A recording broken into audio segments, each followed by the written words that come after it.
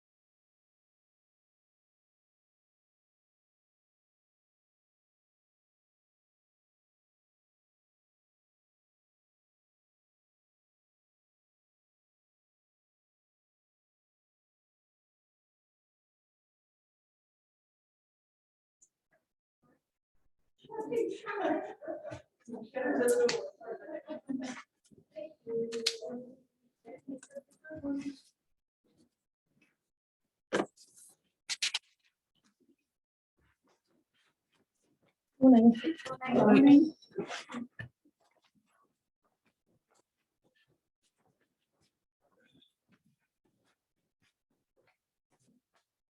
All right.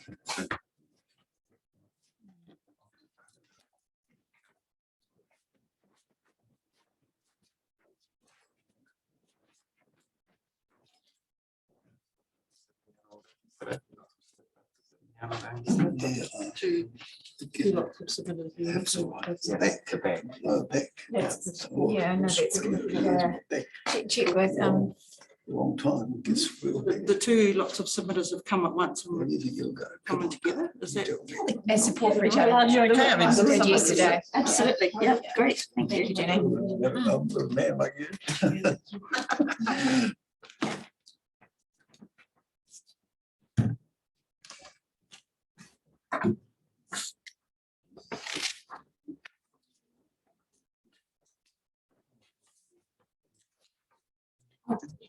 The rain at the front. It's just a few drops, yeah. Absolutely hosed down, driving back. Hastings. We're still trying to clean up the house. We don't get a lot of time, but these damn cluster flies. Never seen anything. We Did you have, bomb the house or? we just haven't been to the house for 2 months. Everything was off, right? Yes. Coming to help Zan just wipe over everything, you know. Yeah. Off the terrible things. Right.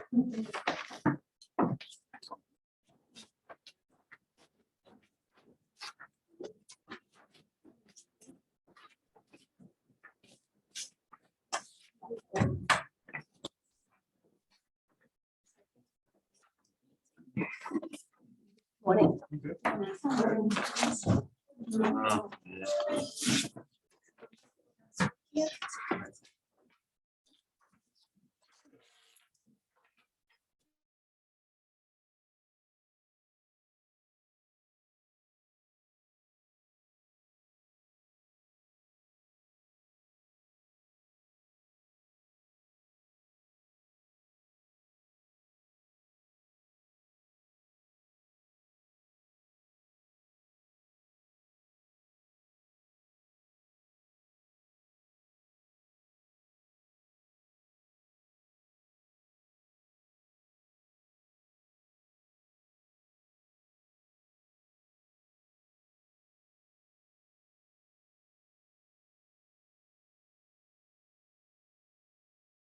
person of this panel of independent commissioners who've been delegated by the council to hear and make decisions relating to the application about which you know a great deal. On my left is Commissioner Gray Wilson, and on my right is Commissioner Liz Lambert. Now, we three together, we've read all the material. You can imagine how much material has been presented. We visited the site on Monday afternoon. We started the hearings yesterday, so we had presentations from Mr. Wilson and his group, and from several submitters. Present in the room are some council staff, Ms. Burns, Ms. Green, sorry, I just blanked, and Mr. Philip Mackay. Mr. Philip Mackay is a consultant, thank you. Goodness me. It's early in the morning, is a consultant to the council, and you'll have seen his section 42A report, which is presented as a background information on just about every issue that came up, and is designed, as all the evidence is designed, to assist us to make the decisions. So his report included a number of conditions, which I assume you've also looked at or been able to access.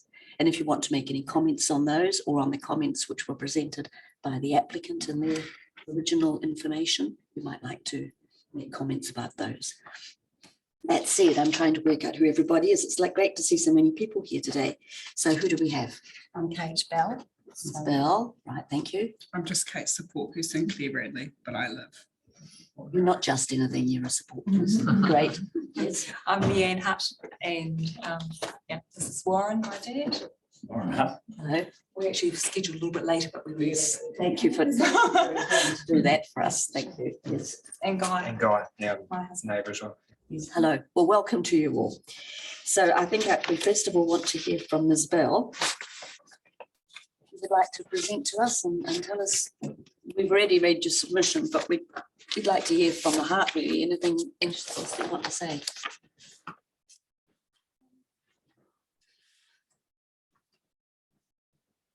It's difficult for you.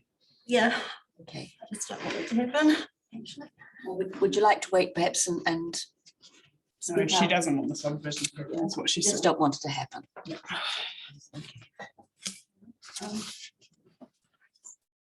Can you tell us a little bit about the effects that you think it might have on your property, your business? I just feel safe living in the country, and I won't, I'm raising my kids on my own, and I don't want to be in town. I would have bought in town if I wanted to be in town. Yeah, sorry. That's my main thing.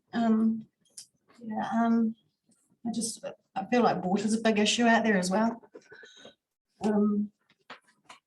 Yeah, but safety is my main thing. Thank you. Do you have any questions? No.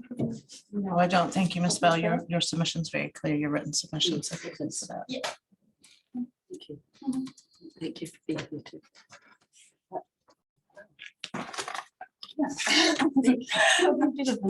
No, I mean, we do try to keep this as informal as possible. Obviously, it's a legal situation, so you know we can't sit around with a cup of tea and a glass of wine and a chat. Unfortunately, No, that's it right. is a legal situation, but we do want to keep it as informal as we're able. So if you feel, you know, just speak to us as you would. Sure. Thank you. I guess in my submission, I just included bullet points because I think there's a lot of room. So I guess that's why I want to talk today. So I have got a little bit more to talk about. And so just to briefly want to explain a little bit, we're on the northern boundary of the proposed area. We measured it, it's about 1.2 k's along there. And my daughters are the 5th generation that have grown up here. So our family has been there quite a long time. So I feel that kaitiakitanga is probably the word that it embodies how we feel about the rural area and the land. I'm a little bit nervous now. And that we've cared for and supported each other and the owners of the land next door for many years. So I think that sort of explains a little bit of the protectiveness that we feel for that area. And I guess I just heard on the radio on the way here that there's a protest on Friday for farmers that are worried about all the land going into pine trees. And I was just saying, I think farmland is becoming an endangered species almost. And that if it's not pine trees, then it's towns, you know, that are spreading and turning into towns. So it's quite a shame when you have that, I guess, that history of farming. It's really hard to see, basically. So there's no doubt that a town on our boundary will definitely change the culture, you know, of the ruralness that we have in this area, and just like strategies to be considered to protect the culture and the quality and the character of the area. Here we go. Maybe single storied homes would be considered, no caravans and tents, and perhaps building so it's not real mess, I guess. Possible complaints. I see that there has been a no complaints covenant across the whole thing, so I think that is great. I have sort of still included that because I was writing that at the time, and that there's going to be a lot of tractor noise with our harvesting, haymaking, silage, pest control, like shooting of rabbits right next door on boundaries, what we do now, and I don't think that should be stopped. Noise and smell from cattle and sheep next door. We might be cropping, we could be weaning and docking, it's all noise, chainsawing, smoke from fires, burning off maybe barley stubble is still considered practice. You know, just, yeah, complaints against that, spraying of paddocks, drones and fireworks as well. So the next point was stock water. We often have summer droughts in this area that you know of. I'd like to see limits on bore water, no selling of bore water. Water again has become very sought after, and it's beautiful bore water. So I'd just like to see that wasn't become a place that a lot of water could be sold from, especially when we perhaps have stock struggling for water in the troughs next door. And if there's watering of lawns and washing of cars, again, we just would like to see limits placed on that. Safety was my next point. The length along the boundary of ours, like I said, was 1.2 k's. The current fencing along here is a 7-wire non-stop fence. It's got electric fence wire along the top. It runs about 6,000 volts. I think if children were to climb that fence and touch the electric wire, it can result in a shock. I've seen exit burns for my children. I know that as a nurse practitioner, I've seen people affected by electric fences, even at low voltage. It can cause cardiac arrhythmias. The cardiovascular medicine, 2018, there was a case of a 33-year-old. So it's not just children, I think adults as well can be affected, and there is a consideration, a safety consideration, I guess. If people were to climb the fence, there's risk of injury from machinery next door, harvesters and mowers. Even dogs I know have been caught in mowers on our property, so it definitely is something to consider. As you know, most lifestyle blocks owners, I think, move to the country to have a dog or two, and with 300 houses, there's a potential for maybe 300 or 600 dogs next door. And for our stock, warrior and perhaps damage or killing of their stock. So I just wondered, perhaps if that can't be stopped, then a more robust fence, and maybe a buffer zone of trees or something to protect against some of those risks. Loss of grazing for us is likely with the noise from 312 homes next door, trucks and machinery, even in the building process. The cars, radios, dogs, drones, fireworks. Our stock and cattle will be stressed near the fence, are really not likely to graze for at least 100 metres back, I would think. And so if you consider the length of 1.2 k's by 100 metres, that's about 11.5 hectares of land that may not be grazed for us.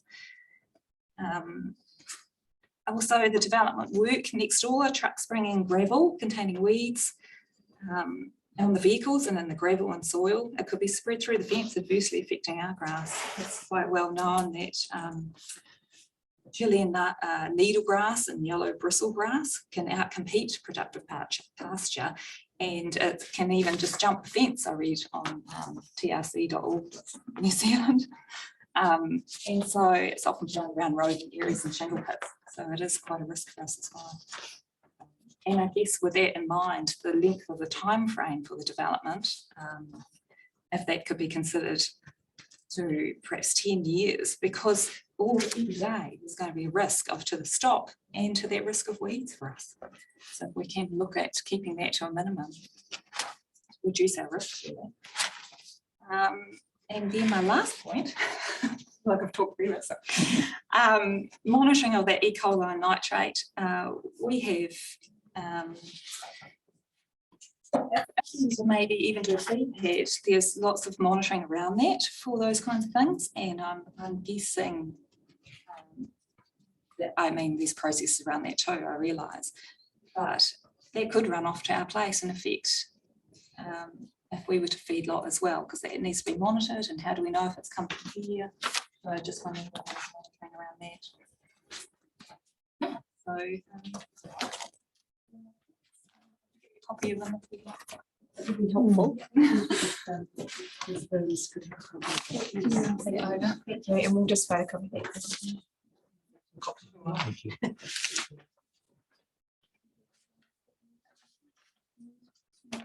Say around those things. Any questions? Yes, thank you. Thank you, Ms. Hutt. That was very clear, and thank you for the effort you put into this, and to all of you for being here. I acknowledge all of you, because I know I said yesterday to submitters as well that we're used to these kinds of processes and know that you are not. So acknowledge that. So thank you. Just one question from me. Did the applicant did you have any discussions with the applicant? Were you approached at all in terms of consultation in the design of the subdivision? And you as well, Ms. No, and I actually met them as well, and they offered to buy my wool shed. And I said, well, sort of wasn't, seemed like, why would you want my wool shed? And she said to move it onto their property and turn it into a hostel or something like that. And I said, oh, well, I just wouldn't want to sell it and then you move it sort of like right by my house. And yeah, little did I know what they were really up to. I think they probably just wanted to purchase it to pull it down. So there was the mountain views sections.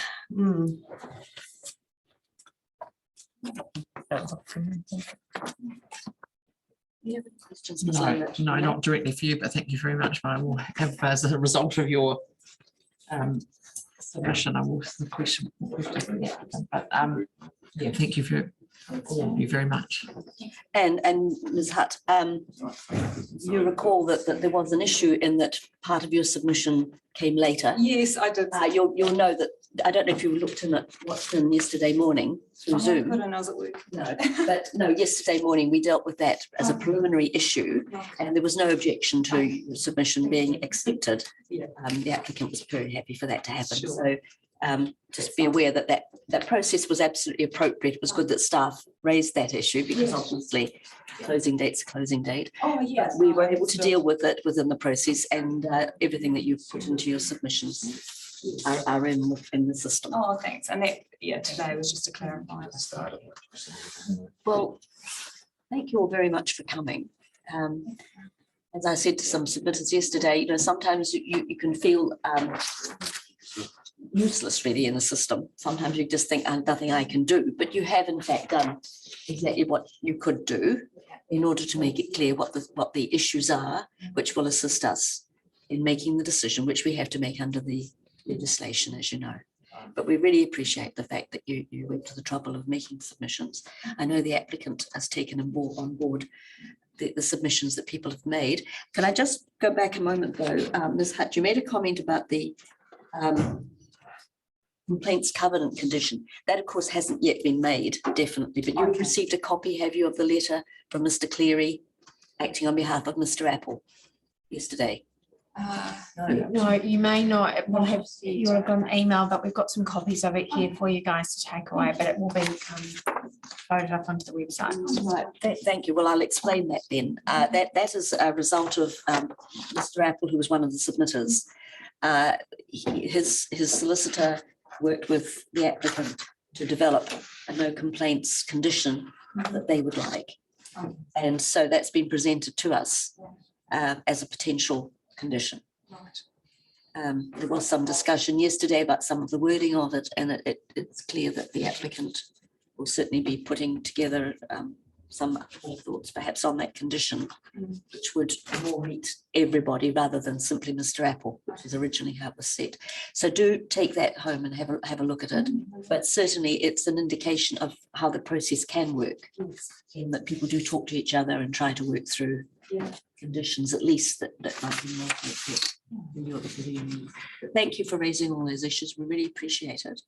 And thank you for coming.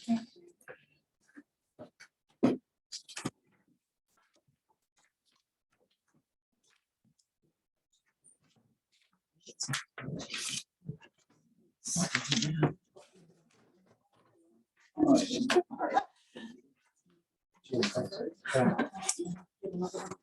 yeah. Yes. Yeah.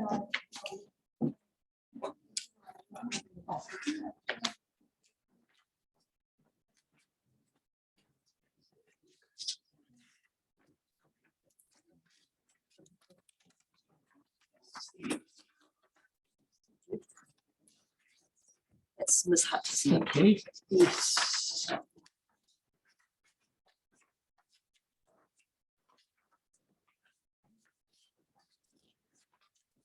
Made it through the traffic jam. Truck after truck. Oh, I thought there might have been a little whoopsie on there. There's usually. Oh. We've had a bit of a laugh at the thought of the traffic disasters or traffic, not disasters, but traffic problems on our planes. But Stop and go down there. oh yes, Last night it was between Fielding and South Martin. It was, the whole area was just becoming a swamp. There was water ponding where I've never seen water ponding. There was that heavy. Or obviously Freeman had a different perspective on it. He's saying maybe because we haven't had that rain, Sealed. it effectively come very hard. So it was just, there was large ponds where I haven't seen ponding. It was really wet. So original council had put some warnings out. I was thinking that systems would cope, but to watch it. Yeah, it was just farmland, just really. And this morning you could just see little overland flows through there, but it was, vast ponds last night. what he said. That's simple. Yeah, apologies for the delay for my timing. I was pushing.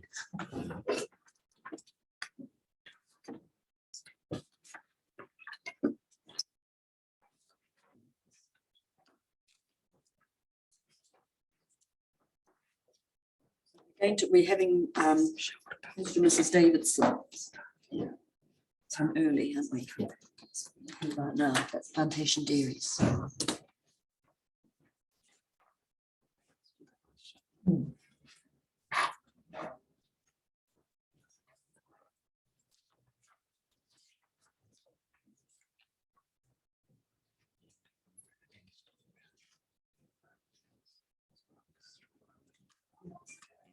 Someone's going to say,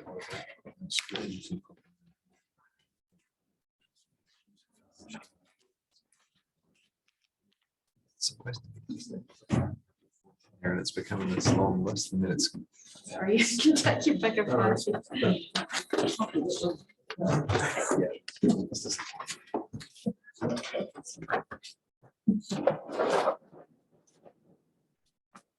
Mr. Davidson. Yeah. Yes, hello, nice to have you here.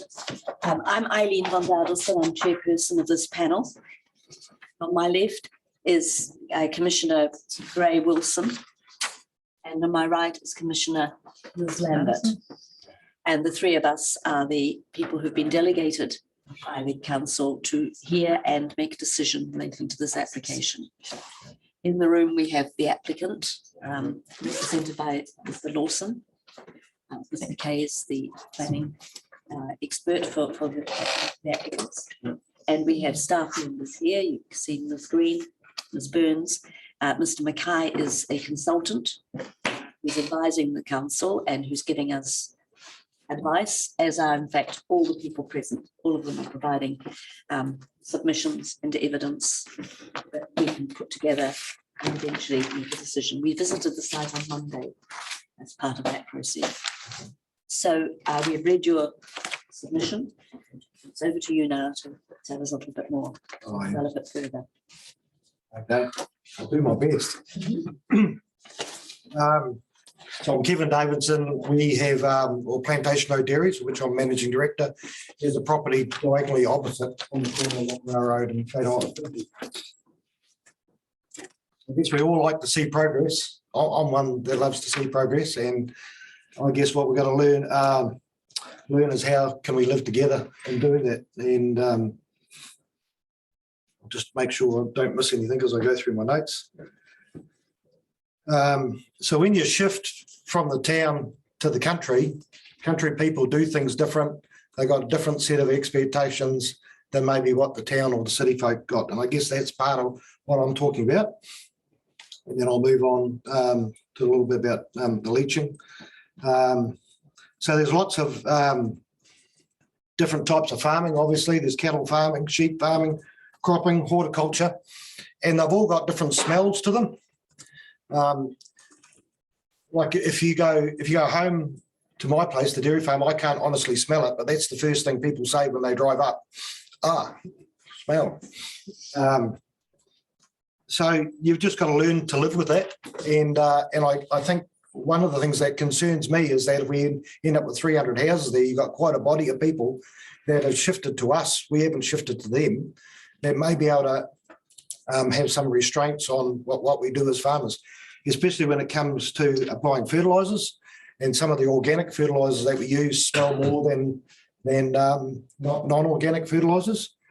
Not forever, but they do for a day or two. And so I wouldn't like to see restrictions based on that in that respect. I guess there's a couple of examples of that happening. In Cambridge, there was a pig farmer that was just out of Cambridge, and Lifestyle has moved out to there, and ultimately he got squashed out because of the smell of the operation. And you know, we all know about the Havelock North mushroom factory out there, and you know, same issues there. So this subdivision goes right against the older pig farm, and whilst that's not an operation now, maybe in the future one day it could be again. And it's also on the downwind side of that. So I'd like to think I'll have some suggestions maybe at the end. I'll just cover off my topics then. Can I just sorry to interrupt you? Have you received the condition, which came to us yesterday from Mr. Apple? Mr. Apple's solicitor worked with the applicant to develop a sort of no complaints condition. Oh, no, I'm not familiar with that, sorry. So it has been emailed to everyone, but given the timeframes, people probably haven't gone to see it. So I understand that. I'm not in any way critical of the staff. No, I understand, but it came to us yesterday morning, and it covers off some of those things. It would be helpful for you, I think, if you took a few minutes to read it. Yep. And knowing that it's designed by Mr. Apple's solicitor, it possibly has a sort of a bias towards his particular activities. But it might be that it should be able to be used by everyone. So if you can help develop that would be good. The applicant solicitor and Mr. Cleary worked on it originally, but they're now working on, having listened to submissions, they're now working on a way of doing that. So if you I'm not on my own, that's what you're saying. Sorry? I'm not on my own. Not on your own at all. No. A number of the submitters have raised exactly that issue.